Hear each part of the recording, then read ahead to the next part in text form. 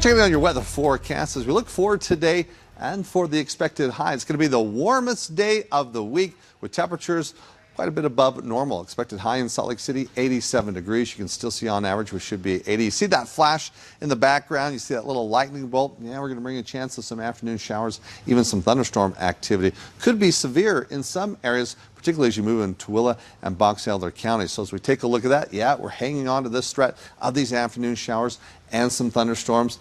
Warm today, then we see a little bit of a drop in temperatures, but at least for northern, central, and portions of eastern Utah, these afternoon showers still a possibility as we look over the next several days and lingering on into the weekend. Let's take a look at your chance of precipitation then as we look here specifically for Salt Lake City. Again, looking through the afternoon hours as we go today into tomorrow, Thursday as well. Slight chance on Friday. Weekend, though, we increase the threat. So this type of pattern has been a good situation, even though we've been allowing temperatures to warm up, particularly in the afternoon. We get this cloud cover that's still helping out with the kind of snow melt that we're still trying to bring some of that snow down. It's just been an ideal weather pattern for the situation as it pertains to the flooding. Even though we have areas where we do have some minor flooding, it's not a big issue right now. Now, from the Storm Prediction Center, we can see throughout most of the state, we're going to see in that light green a potential for seeing those isolated thunderstorms. But where we see that darker green, this is where a better threat, and maybe you could see some severe weather.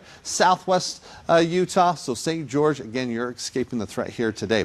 Indications, though, as we take a look at our satellite radar, sit and see a little bit of activity as we've been seeing more light rain showers right now, but that looks to change heading into the afternoon where we're bringing in the moisture with this low pressure system, tapping into that moisture, spreading it across the state. A little disturbance, again, embedded in this where we'll get that active weather going. So let's take a look at the clock here, pushing it through. Again, mid to late afternoon, it gets going. But you can see kind of towards Tooele, Box Elder County, that's where it's going to be a big focus. And then pushing further northward. We'll see a threat of some showers overnight. And then waking up tomorrow morning, hanging on to some clouds here across northern Utah. But then we get going again with another chance of seeing those scattered rain showers and thunderstorms. Again, particularly for northern, central, northeastern Utah into southwest Wyoming. So it's just not changing up too much. However, we'll see a little bit of a difference in temperature. Today, it's warm in the mid to upper 80s here along the Wasatch Front, even finding temperatures in the 80s towards central Utah, 90s once again in St. George. As we take a look at your 7-day forecast, looking ahead, I mentioned a little bit of a cool down